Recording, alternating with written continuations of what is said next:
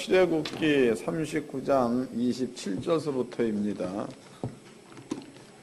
출애굽기 39장 27절서부터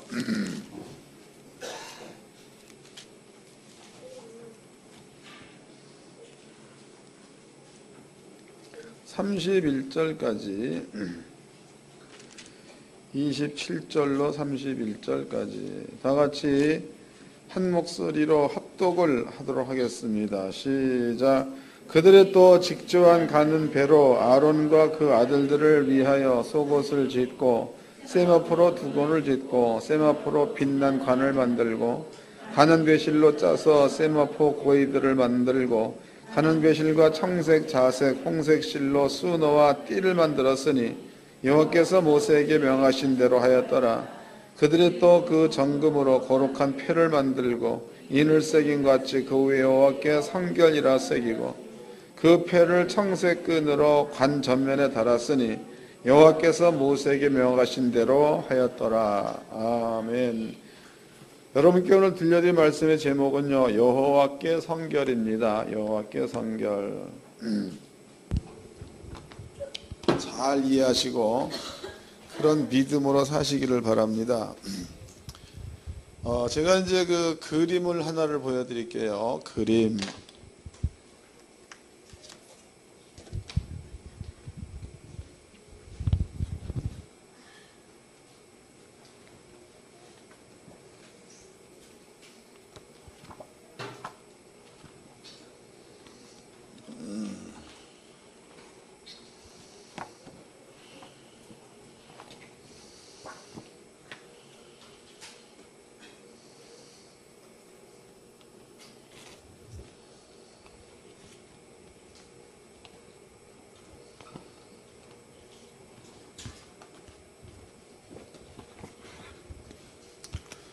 여기에 보면 그 대제사장이 입고 있는 옷입니다.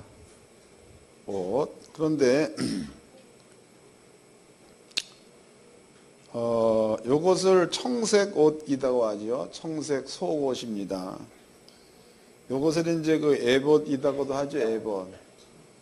그 다음에 요것을 요 위에를 견대다고 하고 요것을 흉패다고도 합니다. 이해가 되세요? 이름이야 이름. 그러니까 다시 설명하겠습니다. 여기에 놓은 것을 견대라고 하지요. 요것을 흉패라고 하고 요것을 에봇이라고 하고 요것을 청색 속옷, 그 다음에 요 안에 입는 것을 흰색 배실로 짠 옷을 말하는 겁니다. 이게 대제사장 의복입니다. 그 다음에 이제 대제사장, 그 다음에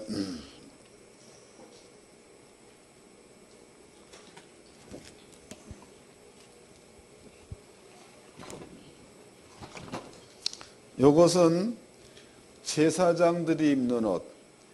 그러니까 대제사장이 입는 옷과 제사장들이 입는 옷과는 다르죠. 이걸 설명해 드리도록 하겠습니다. 지금 그 대제사장이 입는 옷에 대해서 그림을 그려보면 이런 겁니다. 이렇게 이제 그 건을 썼죠. 그 다음에 여기다가 흉패를 붙인다. 흉패. 여기도 견대를 붙이죠. 그 다음에 이렇게 돼가지고 보석을 여기에 이렇게 3개 이렇게 해서 이거를 흉패다고 말하죠. 그러면 이제 요 겉옷을 갖다가 에봇이라고도 말하고, 그 다음에 이 안에 받쳐 있는 청색 옷입니다. 그것을 이제 청색 옷이라고 말하고, 그 안에 있는 것을 배실, 흰 옷이라고 말하죠. 성결을 뜻하는 겁니다. 그런데 여기에 그 보석 하나하나마다 이스라엘 민족의 지파의 이름을 다 새겼죠. 읽어보겠습니다. 이거 낮은 음을 좀 올려주세요. 출애굽기 19장입니다. 39장 1절서부터 읽겠습니다. 그들의 여호와께 모세에게 명하신 대로 청색, 자색, 홍색 실로 성소를 성소에서 섬기기 위한 정교한 옷을 만들고 또 아론을 위한 거룩한 옷을 만들었더라. 아론을 위한 거룩한 옷.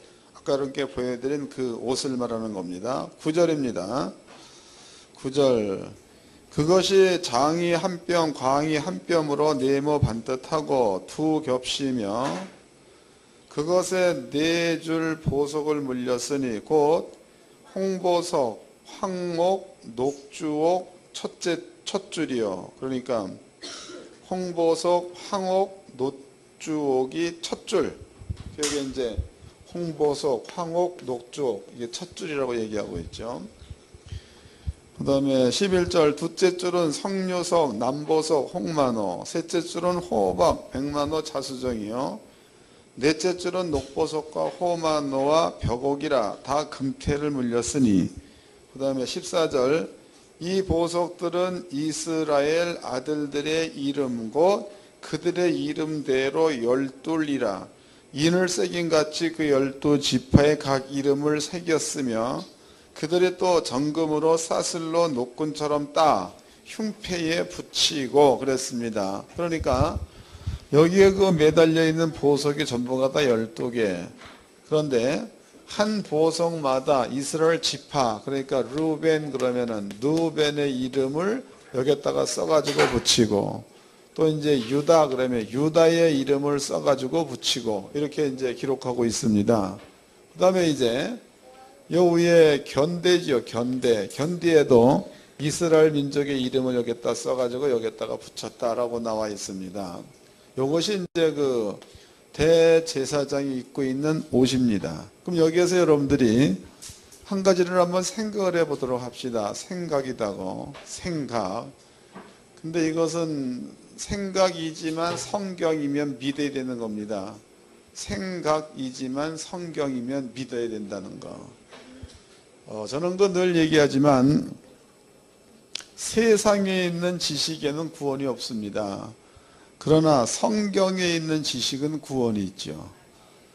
하나님께서 구약 성경의 대제사장 아론에게 네가 하나님의 성전에 들어올 때에 혹은 성전에서 옷을 입을 때에 이러한 옷을 만들어 입고 성전에서 일을 하라 혹은 성전의 일을 보도록 하라 이렇게 명해 놓으셨습니다.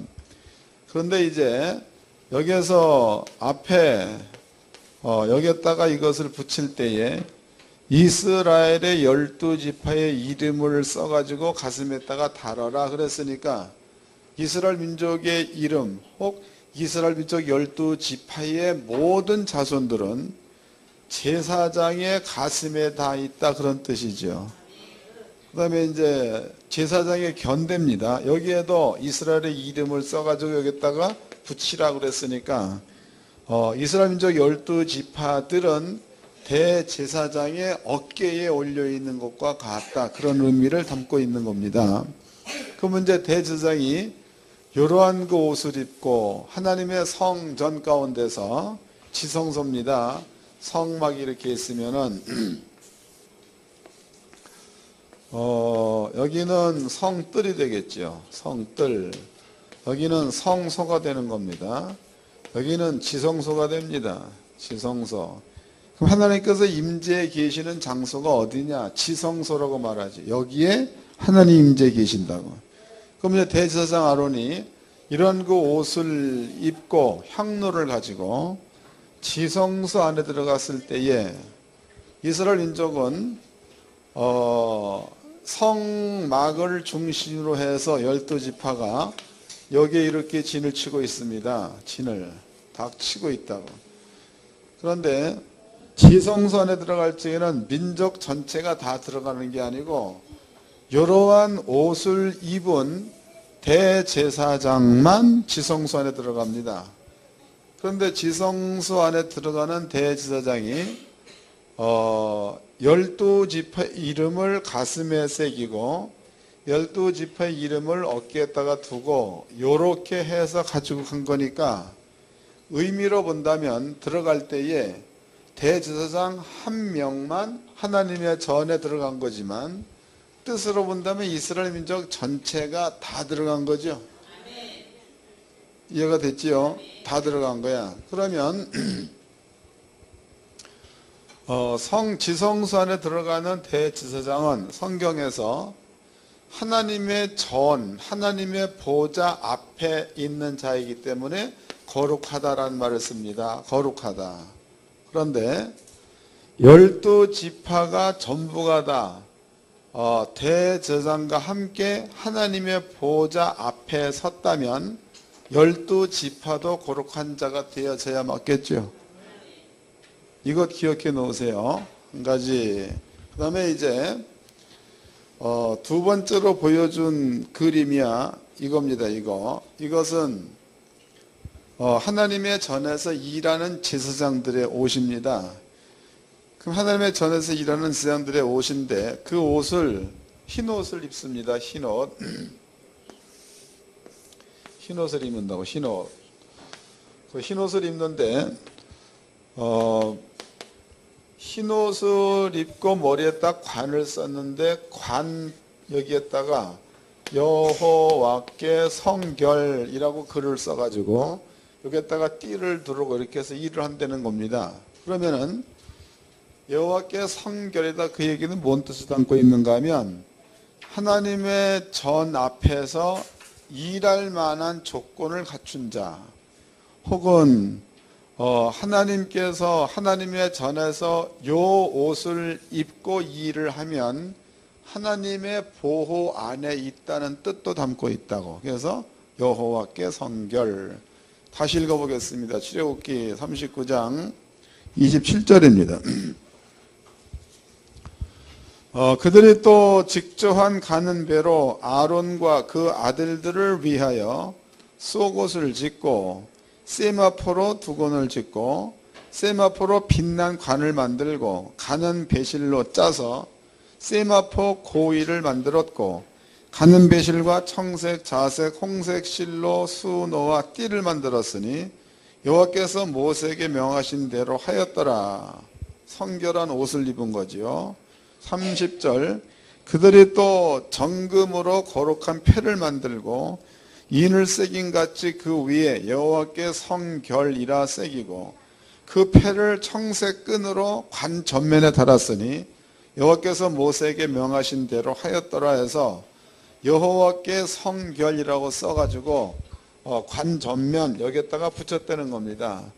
때문에 여기에서 대제사장의 의복은 이런 게 대제사장의 의복이고 그 다음에 제사장의 의복은 이렇게 입는 것이 제사장의 의복입니다. 그런데 대제사장이나 혹은 제사장들이나 하나님의 성전은 전부 다 거룩한 곳입니다.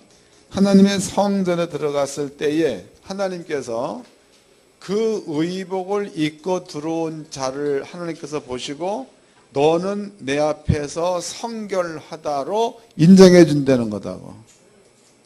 이해됐지요?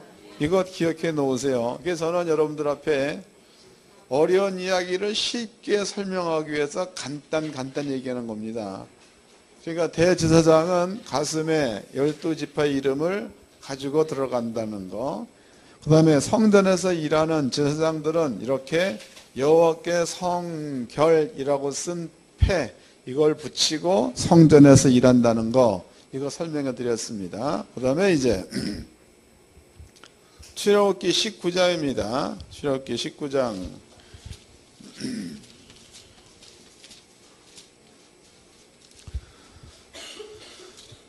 출애굽기 19장 5절서부터 읽어드리겠습니다.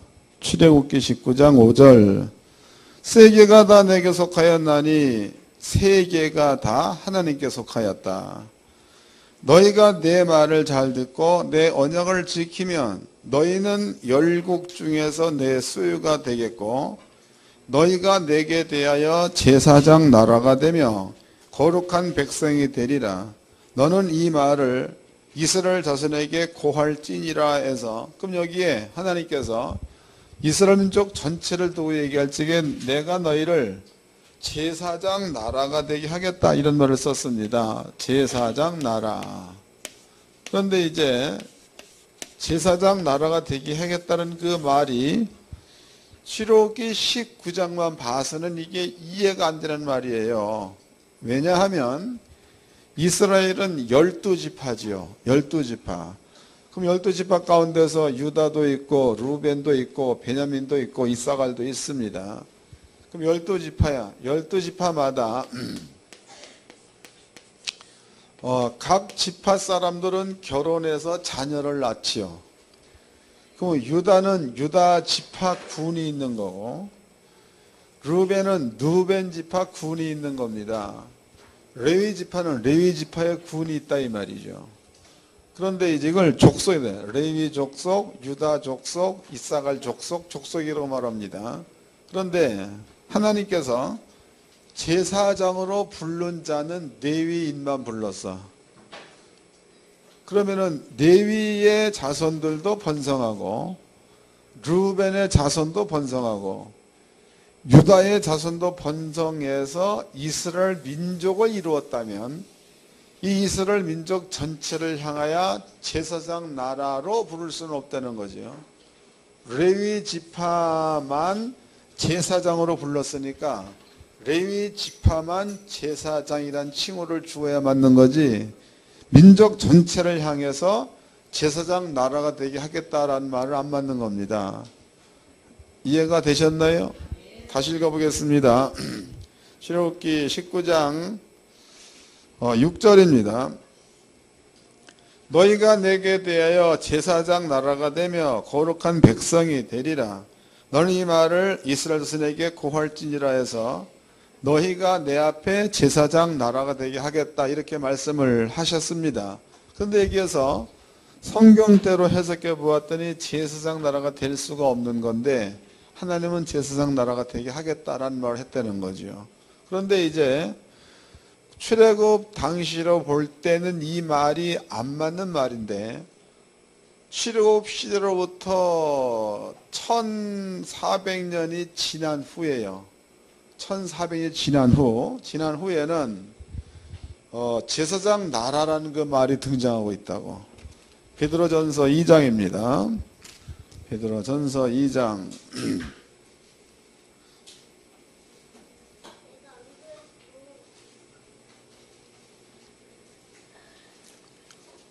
베드로전서 2장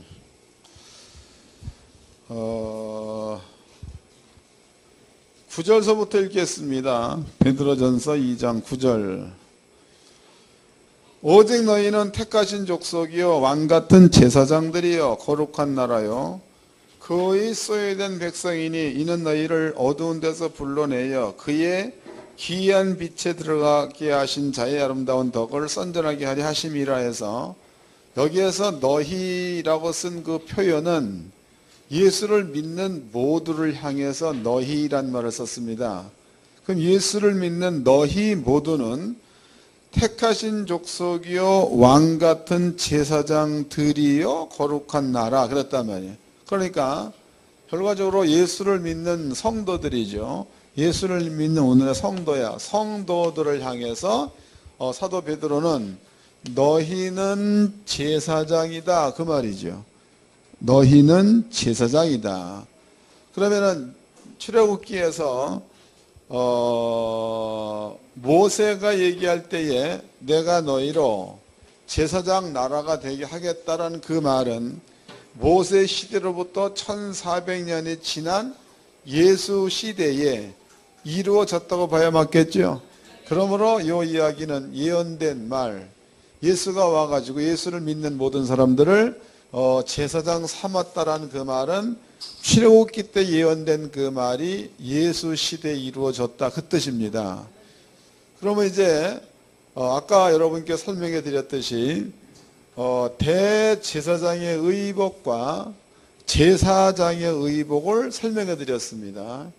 대제사장의 의복과 제사장의 의복. 그럼 여러분들은요 예수를 믿는 믿음을 가지고 있다 그러면 예수님은 이 땅에 올 때에 제사장의 직분을 갖고 온 자지요. 그 대제사장으로 온 자가 예수님입니다. 그럼 여러분들은 예수님 안에 있는 자가 되었다 그 뜻이죠. 예수님 안에 있는 자, 예수님이 안고 있는 자, 예수님이 여러분들을 높여주는 자, 이러한 절에 있는 자들이 성도라는 겁니다. 그 다음에 또 이 성도들에게 하나님께서는 제사장 나라가 되게 하겠다라고 미리 말씀해 놓으셨고, 세월이 지난 다음에 성도들을 향하여 제사장이라는 표현을 썼다는 겁니다. 그러면 여러분들은 구약 성경에 여호와께 성결이라고 써놓은 요 패가 여러분들의 머리에도 있다가 되는 거다고. 그래야 맞는 겁니다. 읽어보겠습니다. 이제 로마서입니다. 로마서 1장입니다. 로마서 1장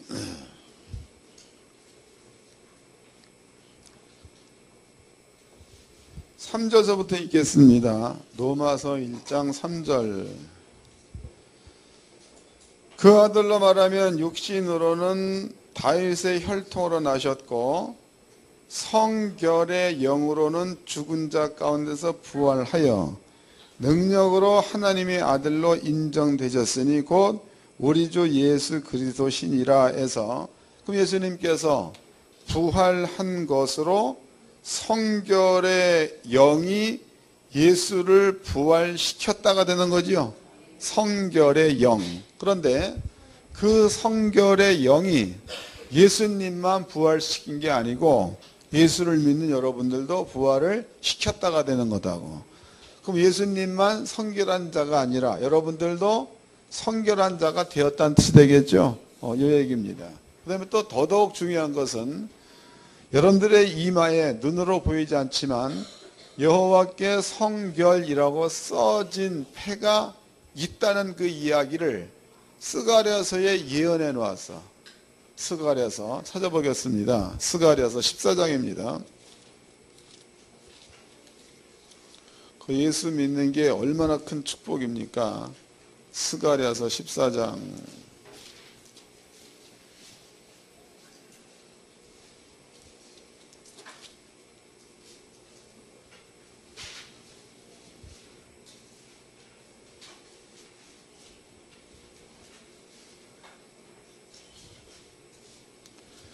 20절서부터 읽겠습니다. 스가랴 14장 20절. 그날에는 말방울에까지 여호와께 성결이라 기록될 것이라.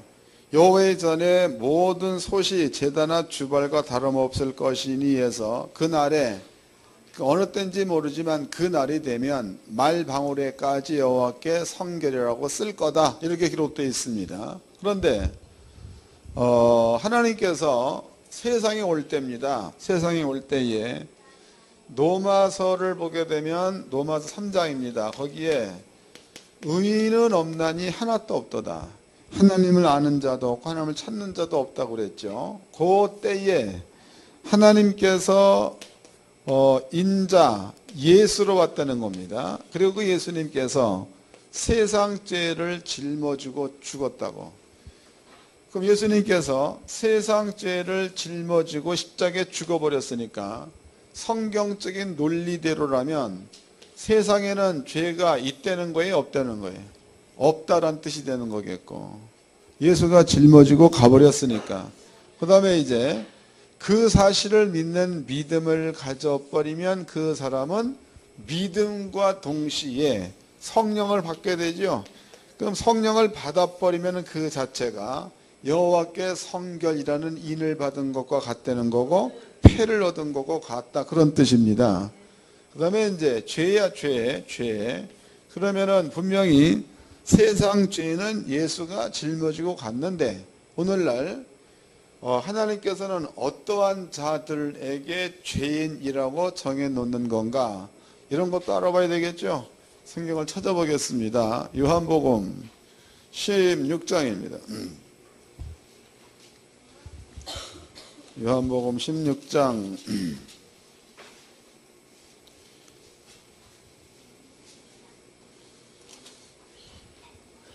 9절서부터 읽겠습니다. 요한복음 16장 9절 8절서부터 그가 와서 죄에 대하여 의에 대하여 심판에 대하여 세상을 책망하시리라. 9절 죄에 대하여라 함은 저희가 나를 믿지 아니하며 그 죄는 뭐가 지르는 거예요? 예수님이 우리 죄를 짊어지고 죽었다는 사실을 안 믿는 게 죄다. 그런 뜻이죠. 또 세상 죄를 지고 갔다. 그 말 가운데는 요한일서를 보겠습니다. 2장. 요한일서 2장.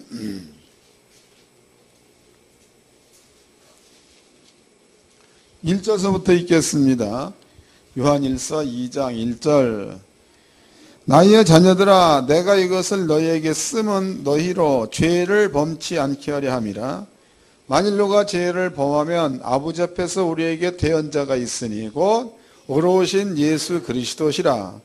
저는 우리 죄를 위한 화목제물이니 우리만 위할 뿐 아니요 온 세상의 죄를 위하심이라 그랬으니까 예수의 죽으심은 우리만 위해 죽은 것이 아니라 세상 모든 사람들의 죄를 짊어지고 죽었다. 그런 뜻입니다. 그러므로 성경은 죄라는 것은 뭐냐? 예수님이 우리 죄를 가지고 죽었다는 사실을 인정하지 않는 것, 그 사실을 믿지 않는 것, 이것을 죄다라고 얘기를 했다는 거죠.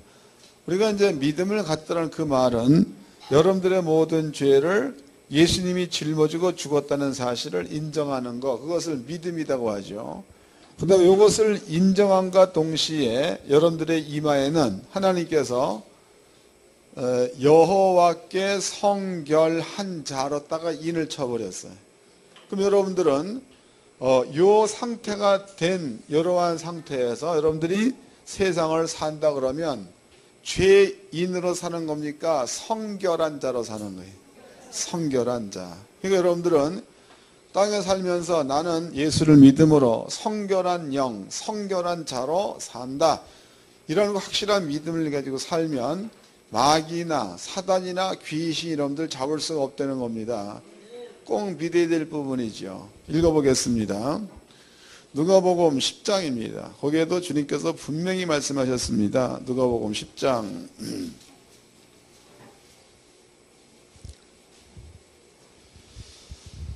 18절서부터 읽어드리겠습니다. 누가복음 10장 18절.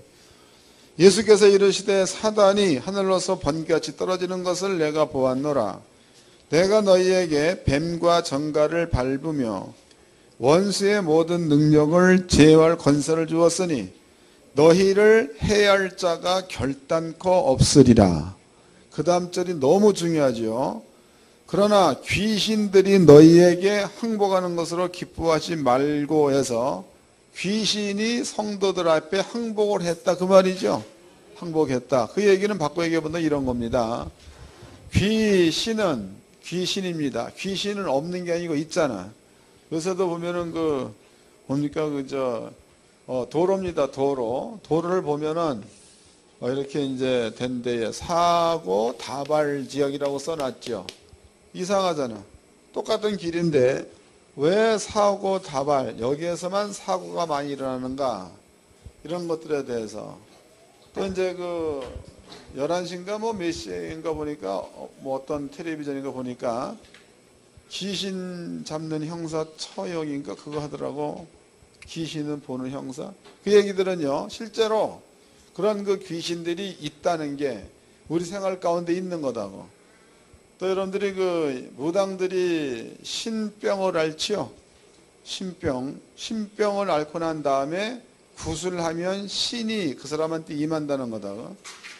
근데 우리끼리 얘기지만 무당한테 귀신이 임하면 그 귀신이 무당을 옳은 길로 인도해 거금을 사기치는 곳으로 인도해. 그러니까 결과적으로 무당한테 귀신이 임하면 그 무당으로 구원을 받게 해주는 게 아니고 자꾸 이상한 대로 이끌어가는 일들을 하게 하는 겁니다. 그래서 성경은 얘기할 때에 귀신은 사람을 살리려고 오는 것이 아니고 죽이려고 온다라고 나와 있습니다. 때문에 분명코 우리가 사는 세상에서도 영은 있다는 겁니다. 귀신. 그런데 주님께서 말씀하시기를 여호와께 성결이라고 인을 받은 자, 성결한 자, 이러한 자들은요 원수가 어떻게 할 수 없다라고 말하고 있고 귀신이 그 사람 앞에 항복한다라고 나와 있다고. 그럼 여러분들이 땅에 살면서 나는 여호와 앞에 성결한 자가 틀림이 없다는 믿음을 가지고 산다면 악한 영들 여러분들 앞에 무릎을 꿇게 돼 있고 여러분들을 만질 수가 없다라고 표현되어 있는 거니까 무엇을 할지라도 형통할 수밖에 없겠죠. 이런 겁니다. 또 여러분들은요, 저는 늘 얘기하지만 하나님께서 주시는 복은 누릴 줄 알아야 돼. 성경 찾아보겠습니다. 아버지의 복입니다. 복. 신명기서 28장입니다. 신명기서 28장. 하나님께 주신 복이에요.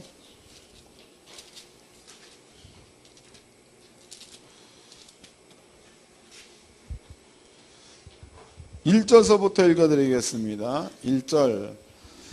내가 내는 여호와의 말씀을 삼가 듣고 내가 오늘날 내게 명하는 그 모든 명령을 지켜 행하면 내는 여호와께서 너를 세계 모든 민족 위에 뛰어나게 하실 것이라.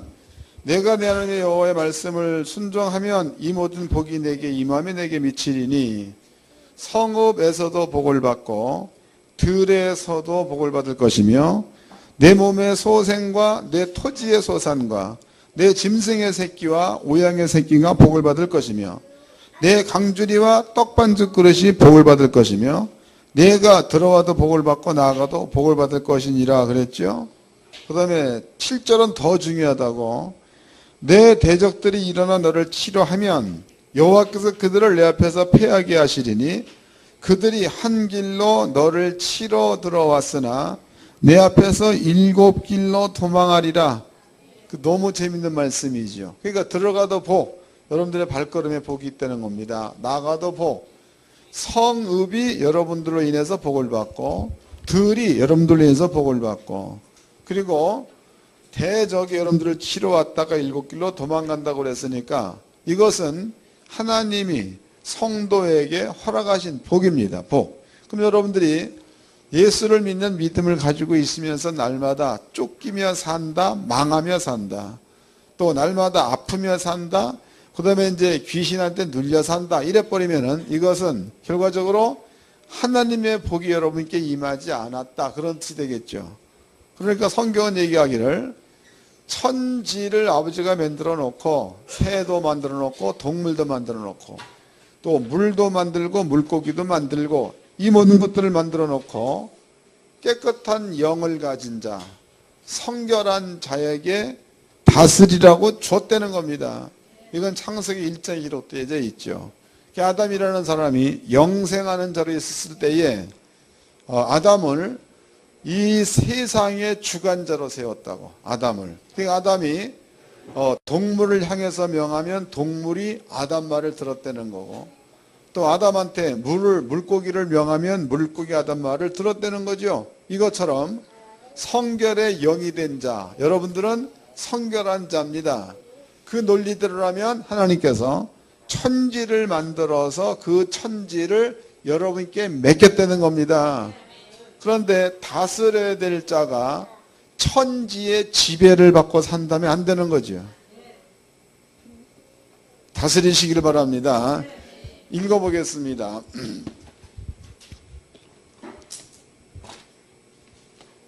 요한복음 17장입니다. 예수님이 십자가신 말씀이에요. 요한복음 17장 1절서부터 읽겠습니다. 예수께서 이 말씀을 하시고 눈을 들어 하늘을 우러러 가라사대 아버지여 때가 이르렀사오니 아들을 영화롭게 하사 아들로 아버지를 영화롭게 하게 하옵소서. 아버지께서 아들에게 주신 모든 자에게 영생을 주게 하시려고 만민을 다스리는 권세를 아들에게 주셨음이로소이다. 그러니까 자녀한테 주어진 권세는 만민을 다스리는 권세. 맞아? 다시 읽겠습니다. 이해를 잘 하셔야 합니다. 2절 아버지께서 아들에게 주신 모든 자에게 영생을 주게 하시려고 만민을 다스리는 권세를 아들에게 주셨음이로소이다. 만민. 이것은 이제 사람을 이제 뜻하는 건데 여기에는 만물도 들어가 있는 겁니다. 그러니까 자녀에게는 만민을 다스리는 권세를 아버지가 주었다. 그 말이죠. 이거 기억해 놓으세요. 요한복음 1장입니다. 1장 12절입니다. 12절 요한복음 1장 12절 영접하는 자 곧 그 이름을 믿는 자들에게는 하나님의 자녀가 되는 권세를 주셨으니, 그럼 하나님의 자녀의 권세 속에는 만민을 다스리는 권세가 포함되어져 있다. 그 뜻 아닙니까? 그러니까 하나님께서 여러분들 앞에 이러한 그 아버지가 창조한 모든 것들을 다스릴 수 있는 그러한 직분을 주었다는 겁니다. 근데 문제는 여러분들이 갖고 있는 생각을 좀 바꾸세요. 생각. 제발 좀 바꾸라고. 그러니까 아까도 내가 이제 간고식이나 대충 얘기고 말았는데, 정적인 생각이 성경보다 앞질러 가면 곤란해. 그거는 지식입니다. 믿음이라는 것은 정적인 생각을 버리고 성경을 그대로 믿는 게 믿음이에요.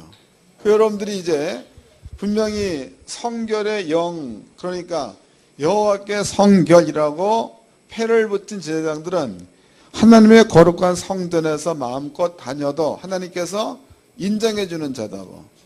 신약으로 넘어와 가지고 예수를 믿는 자들은 성결의 영으로, 성결의 영에 의해서 부활된 자 그랬습니다. 그럼 여러분들은 성결의 영으로 인침받은 자다고. 그럼 여러분들은 하나님의 전 앞에 설 수 있는 자, 하나님 앞에서 마음껏 다닐 수 있는 자. 그럼 여러분들은요, 하나님 안에 있으면 세상적 지식은 버리고 그 세상적 지식 가운데에 내 정적인 생각 들어가 있는 겁니다. 이거 버려버리고 하나님의 말씀 안에 머물러서 그 말씀을 믿고 순종하는 이러한 절에 있어야 성결의 영으로 인침을 받은 자가 되는 거지. 땅에 살면서 이건 성경인데 문제가 딱 부딪히게 되면은 정적인 생각이 먼저 나와버리면은 성경은 뭐냐 이거예요. 감이 잡히는 거예요. 그러니까 판단을 잘하셔가지고 매 생활마다, 매 시간마다 한 주간 또 살 것 아닙니까? 한 주간 사는 동안에 판단을 잘해서 정적인 생각 버리고 육적인 지식 버리고 하나님 말씀을 무조건 믿어서 그 말씀으로 판단하시고 그 말씀으로 간다면은 그 안에 마귀나 사단이나 귀신이 여러분들을 잡을 수 없는 비결이 들어가 있는 거다고. 그 자체가 능력입니다. 그래서 하늘교 성도님들은 어차피 똑같이 세상 사는 거야. 이방인도 살고 여러분 사는 겁니다. 그래서 성경은 다 졸며 잘세. 여러분들이 하나님 말씀을 믿고 순종하면 그 자체가 깨어있는 삶이 되는 거니까 꼭 그대로 살아가지고 많은 열매를 맺기를 주의 이름으로 축원합니다. 옆 사람과 인사 좀 합시다. 성도답게 삽시다. 기도하겠습니다. 다 같이 한 목소리로 하나님 감사합니다. 귀한 말씀을 깨달아 쓴즉 이 말씀이 우리 마음속에 믿음화 되어져서 그 말씀대로 살게 하시옵소서. 간절히 기도하겠습니다.